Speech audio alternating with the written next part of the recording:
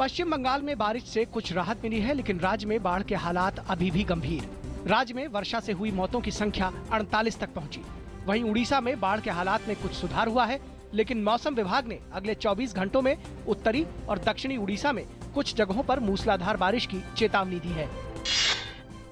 पंजाब और हरियाणा के कई हिस्सों में बारिश के चलते हालात अब भी गंभीर बने हुए हैं। मेघालय, हिमाचल प्रदेश, ओडिशा और राजस्थान में लगातार खराब मौसम के कारण आम जनजीवन प्रभावित है। पिछले 2 दिनों से जारी लगातार बारिश और तेज हवाएं चलने से बिजली की आपूर्ति में बाधा आ रही है। झारखंड में भी भारी बारिश के चलते सामान्य जनजीवन अस्त व्यस्त। संसद में जारी गतिरोध पर सरकार ने सोमवार को बुलाई सर्वदलीय बैठक। केंद्रीय मंत्री प्रकाश जावड़ेकर ने गतिरोध के लिए कांग्रेस को जिम्मेदार ठहराया। विपक्ष के विरोध के चलते संसद के दोनों सदनों में कामकाज रहा बाधित। संसद का मानसून सत्र 21 जुलाई को हुआ था शुरू।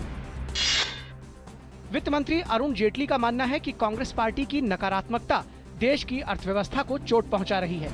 जीएसटी विधेयक पर कांग्रेस की बिंदुवार अड़चनों को गिनाते हुए जेटली ने एक फेसबुक पोस्ट में लिखा है कि वर्तमान सरकार ने विधेयक में कोई महत्वपूर्ण बदलाव नहीं किया। जीएसटी को सरकार 1 अप्रैल 2016 से लागू करना चाहती है। संसद की कार्यवाही बार बार बाधित होने के चलते अधर में लटका है संविधान संशोधन विधेयक। पाकिस्तान ने आज 163 भारतीय मछुआरों को रिहा कर दिया। जानकारी के मुताबिक जिन लोगों को रिहा किया गया है उनमें 11 साल का एक बच्चा भी शामिल है। रिहा किए गए लोगों को वाघा अटारी बॉर्डर पर ले जाकर भारतीय अधिकारियों को सौंपा गया।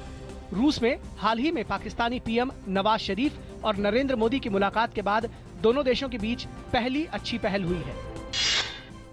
दिल्ली प्रदेश कांग्रेस समिति ने लोकपाल लाओ भ्रष्टाचार मिटाओ के तहत 14 जगहों पर धरना प्रदर्शन का आयोजन किया। कांग्रेस ने आम आदमी पार्टी और दिल्ली सरकार पर लोकपाल को लेकर वादा खिलाफी का आरोप लगाया है। पार्टी का कहना है कि केजरीवाल को सत्ता में आए करीब 6 महीने हो गए हैं, लेकिन जन लोकपाल के गठन की बात तो दूर, लोकायुक्त की नियुक्ति भी नहीं की गई है। दिल्ली में पोस्टर वॉर तेज होता दिखाई दे रहा है। भाजपा के पोस्टर लगाने के बाद अब भगत सिंह क्रांति सेना ने मुख्यमंत्री अरविंद केजरीवाल पर पोस्टर वार किया है। क्रांति सेना ने जगह जगह पर पोस्टर लगाकर आम आदमी पार्टी में भ्रष्टाचार को लेकर सवाल उठाए हैं। लीबिया में रिहा दोनों भारतीयों को आज सिर्त से ट्यूनीशिया लाया जाएगा। ये दोनों वहां से सोमवार को भारत के लिए होंगे रवाना। विदेश मंत्रालय ने बाकी 2 भारतीयों के भी जल्द रिहा होने की उम्मीद जताई।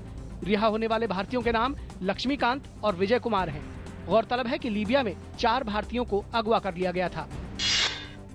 गैर वेतनभोगी वर्ग समेत कंपनियों, फर्म में साझीदार और निजी व्यापार और पेशे से कमाई करने वाले लोगों के लिए सरकार ने आयकर रिटर्न फॉर्म अधिसूचित कर दिए हैं। केंद्रीय प्रत्यक्ष कर बोर्ड ने आकलन वर्ष 2015-16 के लिए ITR फॉर्म 3, 4, 5, 6 और 7 अधिसूचित किए हैं। चीन के पर्वतीय गुझाऊ प्रांत की घाटी में 19.6 करोड़ अमेरिकी डॉलर की लागत से विश्व का सबसे बड़ा रेडियो टेलीस्कोप बनाया जा रहा है। इस दूरबीन का डिश क्षेत्र लगभग 30 फुटबॉल मैदानों के बराबर है। तकनीशियन दूरबीन के परावर्तक को असेंबल कर रहे हैं, जिसका व्यास 500 मीटर है और ये 4450 पैनलों को मिलाकर बनाया गया है। इसके अगले वर्ष तक बनकर तैयार होने की उम्मीद है। बॉलीवुड स्टार और IPL franchise Kolkata knight riders के को-ओनर शाहरुख खान पर वानखेड़े स्टेडियम में एंट्री को लेकर लगा बैन हटा लिया गया है। गौरतलब है कि 3 साल पहले वानखेड़े स्टेडियम में IPL के एक मैच के दौरान शाहरुख पर एक सुरक्षा कर्मी और MCA के अधिकारियों से बदसलूकी करने के आरोप में स्टेडियम में उनकी एंट्री पर 5 साल का बैन लगा दिया गया था। भारत की महिला रिकर्व टीम ने कोपेनहेगन में चल रही तीरंदाजी की विश्व चैंपियनशिप में रजत पदक अपने नाम कर लिया है। इस मुकाबले के शूट ऑफ को रूस की टीम 1 अंक से अपने नाम कर स्वर्ण पदक जीतने में कामयाब रही।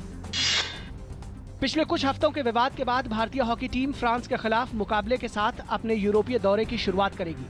फ्रांस में 2 मैच खेलने के बाद टीम 3 मैच खेलने के लिए स्पेन जाएगी। यूरोपीय दौरे पर high performance manager Roelant Oltmans team के मुख्य कोच की भूमिका भी निभाएंगे।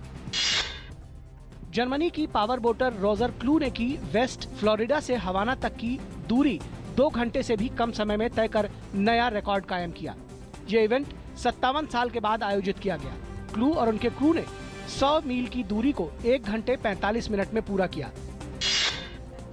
अंतर्राष्ट्रीय एथलेटिक्स डोपिंग के मुद्दे पर एक नए तूफान में घिर गया है। सबूतों के आधार पर विशेषज्ञों ने ये शक जताया है कि 2001 से 2012 के बीच हुए ओलंपिक और अंतर्राष्ट्रीय मुकाबलों में मेडल जीतने वाले 1/3 एथलीट्स ने प्रतिबंधित दवाओं का सेवन किया था।